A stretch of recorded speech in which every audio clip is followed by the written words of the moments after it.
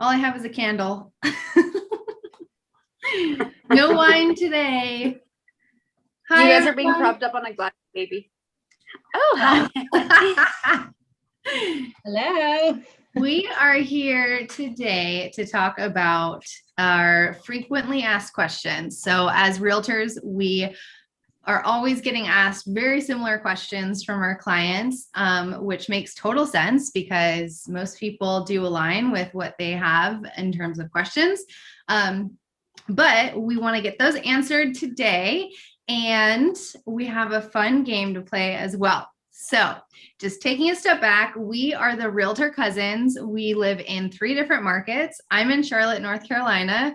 Lexi is in Tri-Cities, Washington. Lexi, wave. McCall is in Jacksonville, Florida. McCall, wave. So we are the Realtor Cousins, and every week we get on here and we either interview someone who is in real estate, or we have a little chit chat just among the 3 of us. So that's kind of what today is. So let's start with a game. Yeah? Yep. Okay. Yes. So this is a this or that game, A or B. We all have our cards ready. The first one is traditional or mid-century modern style. A is traditional, B is mid-century modern. We're all the same. Okay, why do you guys say that?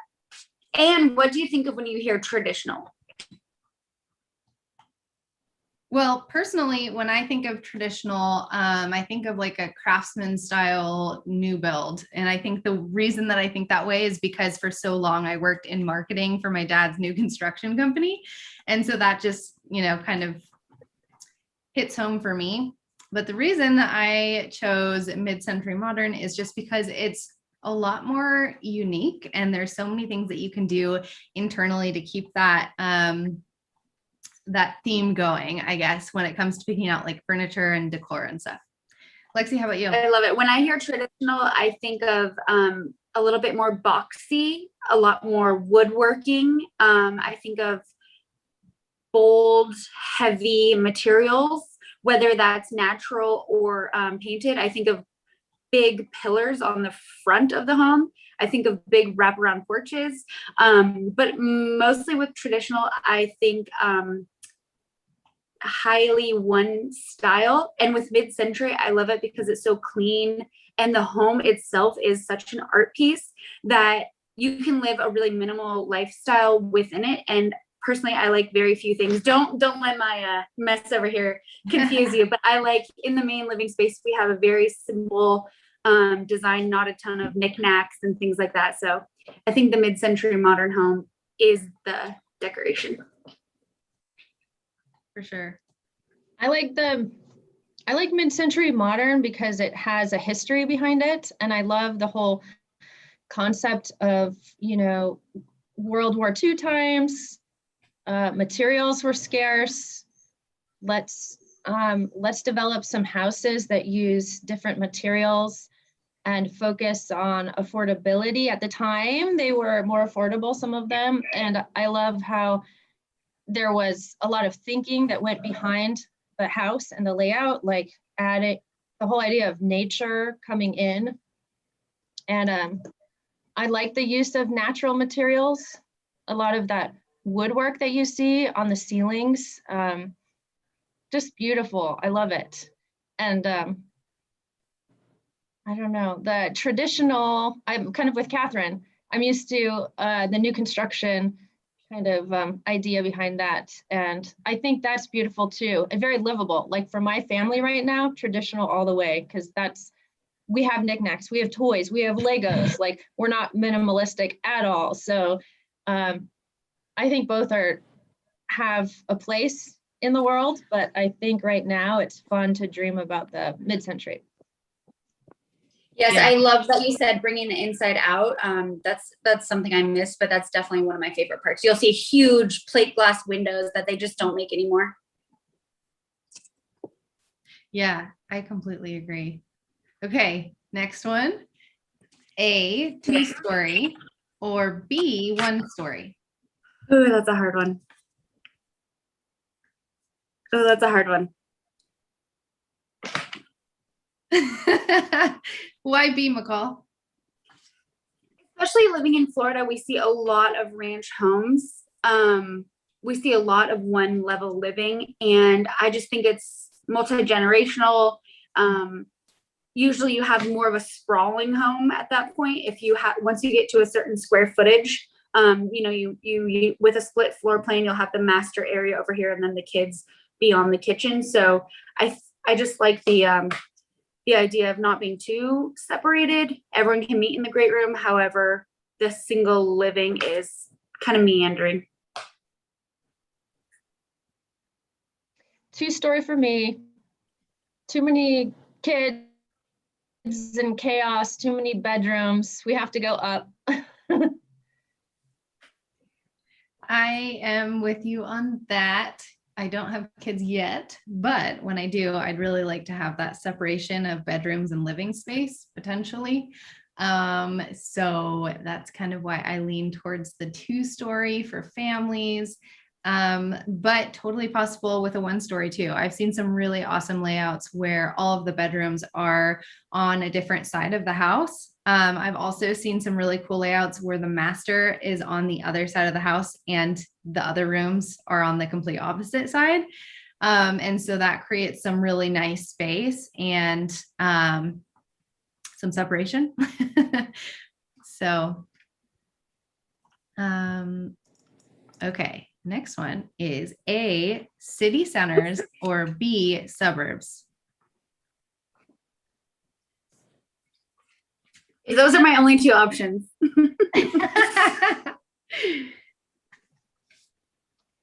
right, Lexi, you go first on this one. I miss living in Portland. Yeah. I miss being able to take the MAX train and go to museums and the parks, and the feeling of being in the city is something special. And I love walking to coffee shops. I loved walking to Nordstrom's and just browsing and getting a Starbucks. And I love the zoo, the museums. So if I could afford it and I could convince my husband, then we'd be back there, I think. I love that. Yes, the last city I lived in was Bellingham, Washington. And I lived in a little condo right downtown. And I just felt it just was so easy to pop down and meet a friend for a coffee or a dinner and just kind of walk. And you're always seeing new things and meeting new people. Whereas when you're in the suburbs, you have to work a little bit harder to entertain yourself. And, you're usually getting somewhere in your car, when I lived in the city, I only use my car a handful of times per month. So you can walk and get groceries and go to the co-op. And it was fun to buy groceries for just a couple meals at a time. And I love the city.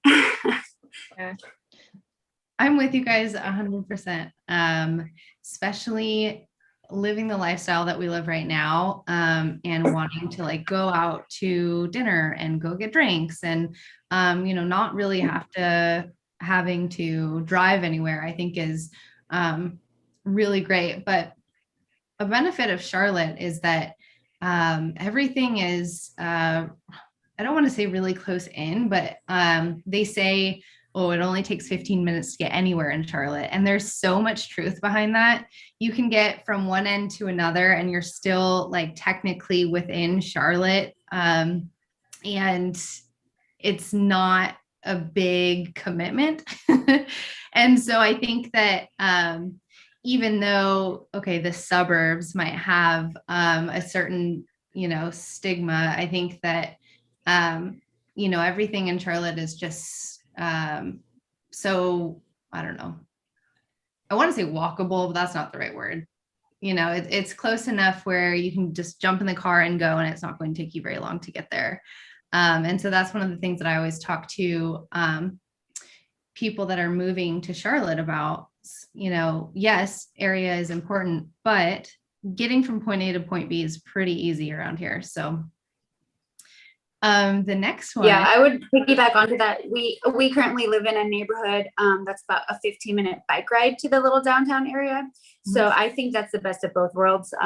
Especially here in Florida, it's so flat. We can hop on our beach cruisers, put on some music, and be to the little downtown restaurant area in 15 minutes. So I would say in the middle.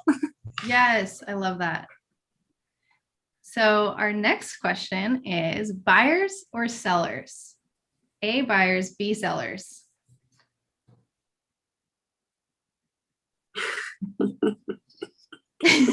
This is a selfish response. Why is I yours can't selfish? decide. Oh, Lexi, I love that. Catherine? The reason I say selfish is because working with sellers right now is just a little bit easier. The market is so crazy as a buyer right now. And so selling your house is really quick, whereas working with buyers takes a little bit longer. That being said, from like a personality standpoint, I really like working with buyers because you get to spend a lot of quality time with them and really understand exactly what they want. And then at the end of it, they're so excited about the new house that they're going to move into. Most people are moving up, you know, this is a upgrade from where they're currently at. So it's a really exciting process. So I lean more towards what Lexi's saying, where she's kind of torn down the middle. But selfishly right now in this market, I'm like, I would love a seller. I like sellers because you have the product and you get to dress it up and market it and do the staging and tell the story behind it and really get to know what the current seller loved about it.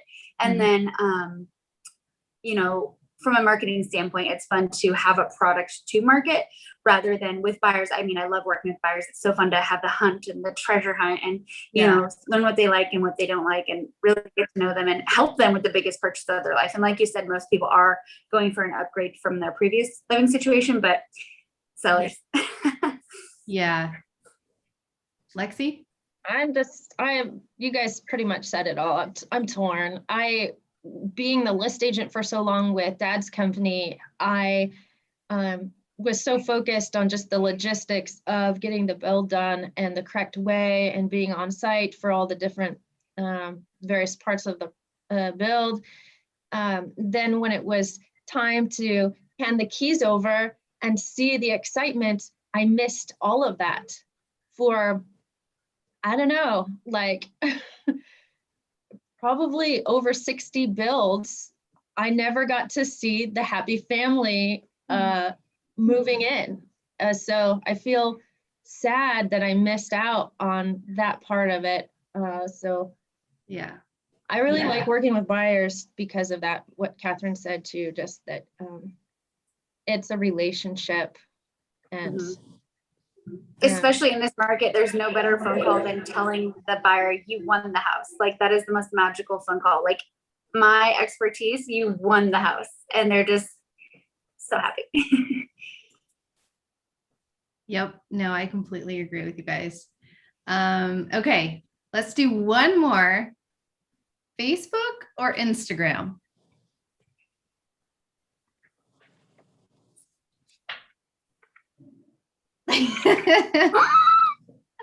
I feel like I'm aging myself. I'm surprised that you picked A, Catherine. I thought you were going to be Instagram. I really like Instagram from a personal standpoint and from a visual standpoint. But what I like about Facebook is that it's a little bit more of a place to network. Like I get more messages on Facebook and questions on Facebook than I do on Instagram right now. And it might be because I'm not doing as much outreach on Instagram. But I do think that it feels like more of like I'm just going to get on Facebook and message someone really quick compared to Instagram where it's more visual, I guess. How about you? Me? Yeah. Why'd you pick Facebook? I don't know. I'm just old. I guess I spend way too much time on Facebook and I scroll. I don't know, like it's an issue for me. I spend too much time on Facebook, but I like the platform that you don't feel as much pressure to get a good shot. Like, Mm. and I feel like, at least for me, I've tried to keep my personal Facebook personal. So family photos, funny things that happen to my kids, or winning a swimming match, that kind of stuff is just fun for me, to do that side of things. And then I like that there's a business page as well to keep it professional. And with Instagram, I'm still just trying to figure out the best way to use it, because I don't appreciate too much businessy stuff. Like, I like to keep it more light because it's more fun that way. So I'm still trying to figure out the mix of personal and business in my account. And even if I want a business account, because I think people might be inundated with real estate memes or statistics about the market. I think that they'd rather just see Lexi skiing with the snow in the background. Like, oh, look what she's doing. What do you think, McCall? I agree with both of you. I personally prefer Instagram over Facebook because there's just so much noise to me on Facebook. Yeah, there's so much more functionality, but that you get an ad from the marketplace, and then you're getting job postings, and you're getting all of this noise, and so many, I get so much spam there. But I do agree you can host events and have lives. There's so much more functionality as far as that goes. However, I personally like Instagram because I do mix the business and pleasure. And I think it's fun for clients, potential clients, and even just friends to see both sides of you. So they see you're a hardworking individual, but then when they see that you're a skier, then they connect with you on that as well. And I just like how much more simple it is. It's kind of like traditional versus mid-century modern to me. Yeah. I think that makes a lot of sense. I always go back and forth on that. And I also am trying to challenge myself to look at other social media networks, I guess. But in the world of social media now, it has gotten so broad that it's kind of like, where do you focus your attention, And so it's kind of been an interesting year of that, especially with TikTok kind of coming into play, of figuring out, okay, do I go to LinkedIn? Do I go to Facebook, Instagram? Like, where am I finding people that actually want to connect with me and talk about real estate, So yeah. Speaking of connecting with people though, I get a lot of the same questions, like I said before, over and over and over again. So today we're just going to go through and talk about our most frequently asked questions. So starting with me, I get asked this quite a bit from first-time home buyers. How much does it cost to represent you as a buyer in this industry? And, I always have to come back and say, first of all, there are costs associated with closing on a home. I don't come at a cost to you. My commission comes from the seller. But the one thing that I always want people to understand is that there are additional costs associated with buying a house. It's not just your loan. There's a lot of other pieces that go into it. And so while I come at no cost to you, which is really exciting, there's more to it. So my next question that I get asked quite a bit, do you guys have anything to add to that?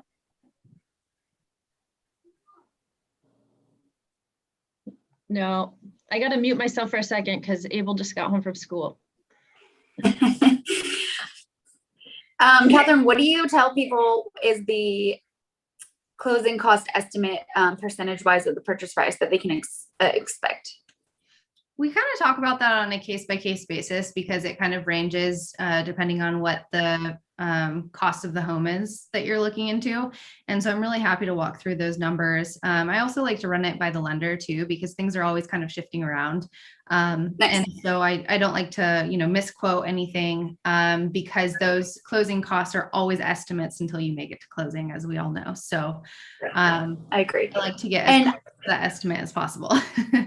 Yes, I completely agree. Good answer. And the fact that the seller pays the buyer's agent commission, I think that's an amazing thing that Americans do. That's the current commission structure.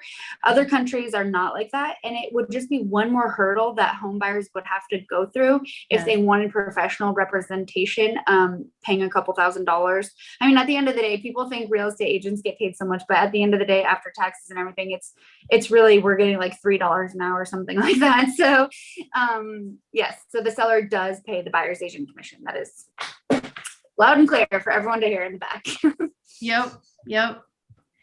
So the next question that I get asked a lot is, and again, by first-time home buyers a lot, how do I start? And, what is really that first step?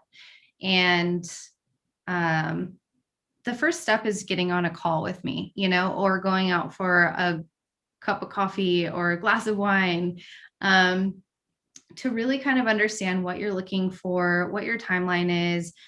We talk about the process to kind of understand, or to explain, I should say, how this process works. And that's what I always say is, my first step. But a close second is getting together with a lender. Oh, shoot, we've lost McCall. Hopefully she'll join back froze. I just texted her, so I think she'll come back. Okay, so that's that one is a big question that I get asked a lot. Lexi, how about you? Do you get those same kind of questions in terms of what the first step is? I think in my case, people are just kind of overwhelmed because the way to obtain information about new construction and developments and lots is very difficult and convoluted, the way it is, at least in Washington or Tri-Cities, I would say. There's no central hub to go to that shows you every single development and which builder is building in each development. So I think people just, they know what area they like, they know their budget, and they have this aesthetic in their head of what they want their house to look like, but they really need a guidance to figure out which developments have which builders and which price points. That's more of the initial question that I get. And if what they're thinking in their head is even possible, I guess, is the frequent initial question. Yeah. What is your typical response for that? That was actually one of my next frequently asked questions, but I'm curious to know kind of what your response is for somebody who's wondering like what's possible within their range. Currently, this is kind of crazy, but it's because the lumber prices are so, they're fluctuating at such a high pace, and our energy codes have changed, have tightened. So builders don't want to quote me an estimate for pricing. So that's a challenge. And I think that a lot of people are seeing this. Like, we have a new development. Well, it's been around for a few months now, ready to go. And I called every single builder that was in that development and asked if they had a builder's packet that showed like base price of homes, like estimated costs and some floor plans. And they said, Lexi, we can't give those to you right now. And I'm like, well, how am I supposed to sell your houses, builder? But I think it's, and then some builders are putting in a buffer, like a $20,000 buffer for lumber. And they said, oh, if our costs come in less, we'll just refund you. So it's a little strange right now, but under normal circumstances, the builders have their prices established, and the only prices that change as far as their pricing goes for material and labor are just the lots. The lot prices change, and then various upgrades will change. And sometimes some developments need like a fire suppression system or something, so that'll change the price. But usually builders know how much their homes cost. As you know from Dad, like he knew how much money he was making from each house, and he knew what he was doing. And really, you could call the company, the different subcontractors, and ask for a current bid. But I think the system's so backed up right now that it's taking like 30 days to get pricing on houses for me right now. That's crazy. I am my client is closing on a new construction house here in May. And I called and was talking to my contact over there at the new construction site. And I said, is everything on track? And he said, yeah, everything's great. The only holdup is windows are backed up for months. And so we're a little bit behind on getting the windows in, but because we order so many at one time, we'll probably only be, out a week or two. And I was like, that is just so interesting that they're behind in window production. That's got to set a lot. McCall, what are some questions you get? Sorry about the technical difficulties. Oh, you're good. Welcome back. Thank you. So I work with a team. We're a team of 6. And the question we get a lot is, why would I work with a team instead of a single agent? So we get this question all the time because we have these ritzy single agents that are, have the billboard and the huge following. But my response to that is, you get 6 agents and professionals for the price of 1. And Catherine and I just touched on, especially if you're a buyer, you don't really pay out of pocket for your representation. And especially in this market, you need to be the first buyer in the door. So if I'm not available, if one of my buyer's agents is not available, we have 4 other people for backup. It allows flexibility on, us going out of town. We are each an expert in our own lane. We have a listing specialist, a lead buyer specialist. We have a transaction coordinator. The list goes on. So with a single agent, if they are giving their undivided attention to another client, then you will not have your phone call answered at the time. So we just love the power of a team. I know, Catherine, you're on a team too. So yes, I'm all for the teams, especially on the listing side too. If a buyer is unrepresented and wants to see inside your home, we can meet them there. Protections, the whole 9 yards.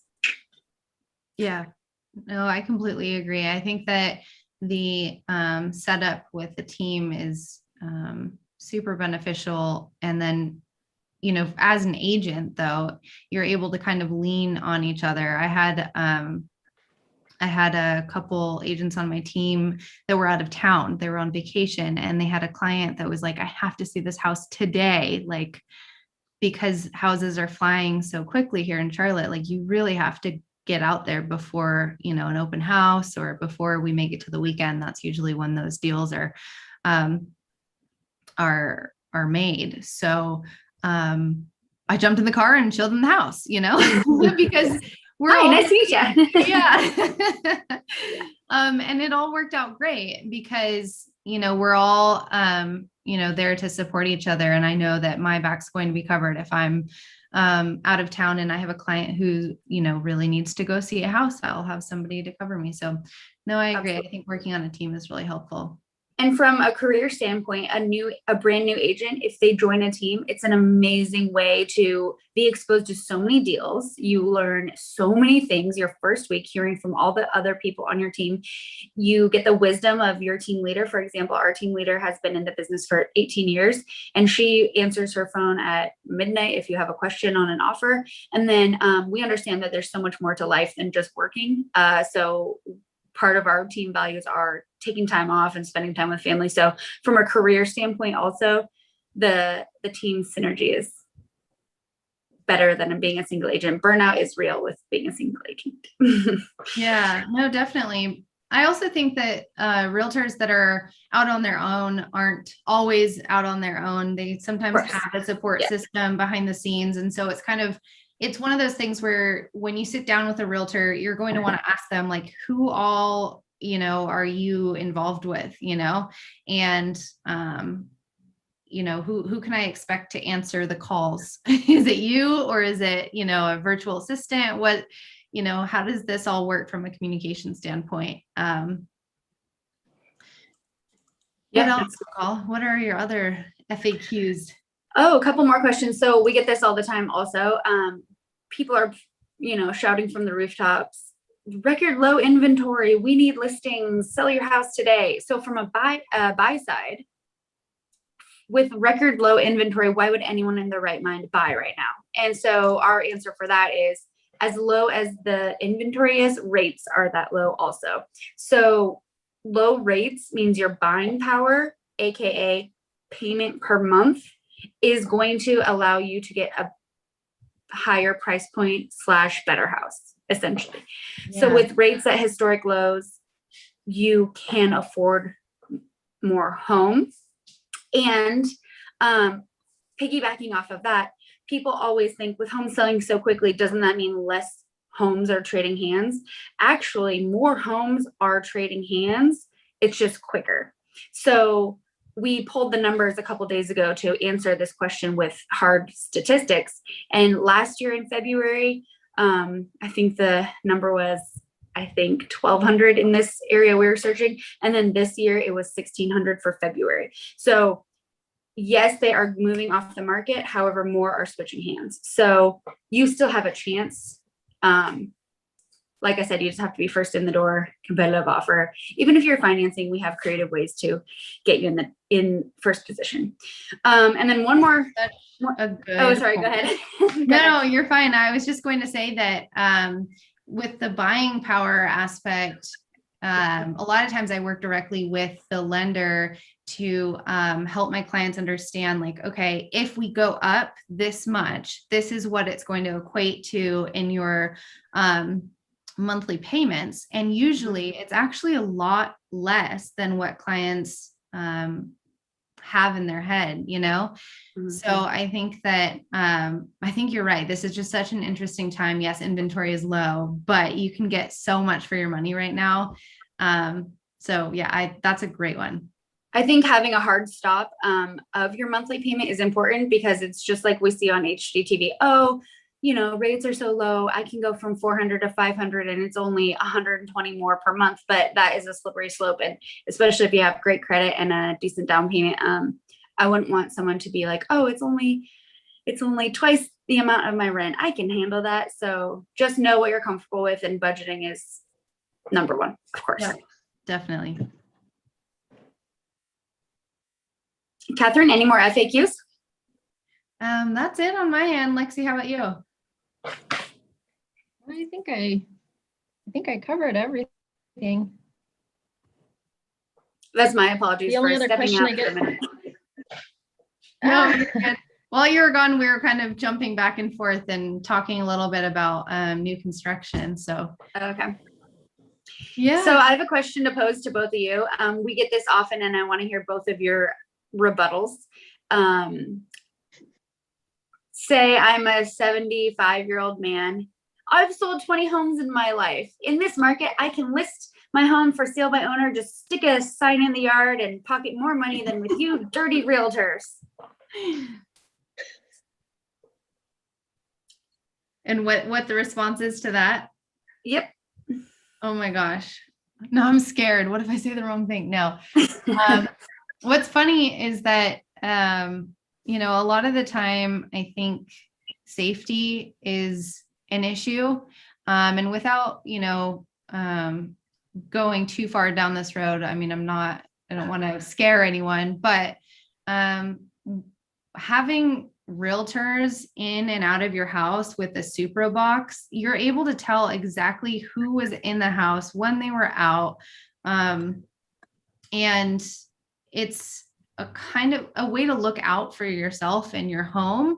And so I always stress the importance of really going through the system, because this is the place where you live, where your family lives. And do you really want just anyone knocking on your door and saying, hey, I want to see inside your house, and then having to drop everything to then show them around your house or let them into your house while you step outside?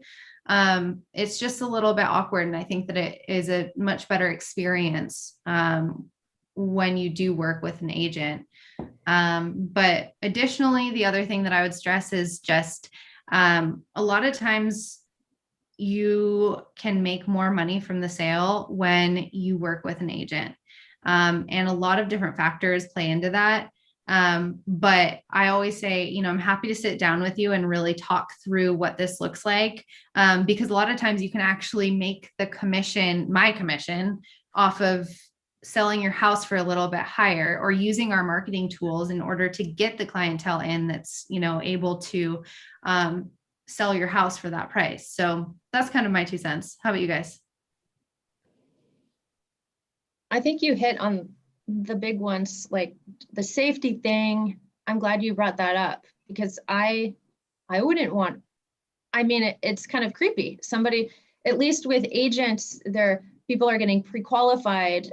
They're sitting down. It's not like somebody that just wants to scope your house out because they know that you might have a gun safe or jewelry, or, like there's that concern is real.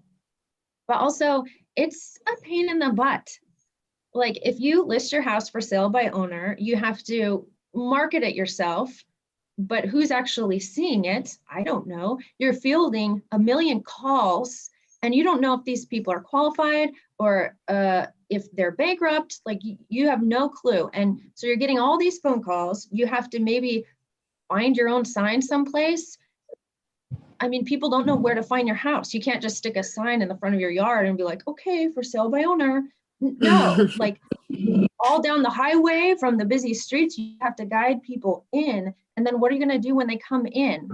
Just like you were saying, it's a pain in the butt. And you're also getting phone calls from 50 million agents that want to get your business. So you're going to be fielding all these calls from all these brokerages and all these hungry agents that are calling for sale by owners and being like, trying to push you. So it's a pain. In addition I think, you're not going to make as much money, and there's all the paperwork, navigating all those contracts, all those things. Like, who's going to do that?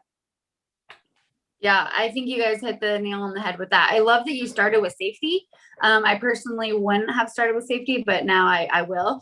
And I love the fact that you're explaining, knowing who exactly is coming in your house. As a seller listing your home with an agent, you can actually require that the buyer is pre-qualified for over the amount of your home, and you can require to see those before they come in. So you can negate having looky-loos come through and scoping your house out. Of course, that is super dangerous. In addition, the average customer is very savvy. They know that if you are listing your home for sale by owner, you are not paying commissions on both sides. So they will discount your home accordingly, and you will not get offers for as high as you would. In addition, 92% of buyers are represented by realtors. And in my experience, many for sale by owners are not willing to pay a co-op commission to the buyer's agent. So 92% of your eyes might not be seeing the home. And yes, you can list it on Zillow for sale by owner, but it's a mucky road. And compared to many homes that we list, we're seeing multiple offers. However, for sale by owners, the person who's for selling it by themselves is going to be following you around the house while you're touring it. They're going to tell you each and every upgrade that they've ever done to the house. They're going to tell you the time that little Johnny fell down the stairs and skinned his knee, and they're going to be breathing down your neck, and you're not going to be able to really see the home how you would live in it. So that's just a couple points. Yeah, no, those are all great points to add. I think when it really comes down to it, there's a reason why we're here. And I think it's one of those things where, like, could you, this is a bad example, but like, could you do your own dental work? Yeah, sure. You could buy a drill and drill your own teeth and try to take care of that stuff yourself, I guess. But, but why would you? So I think, utilize what's there and at least explore that option, because sometimes it's not as expensive as you might think.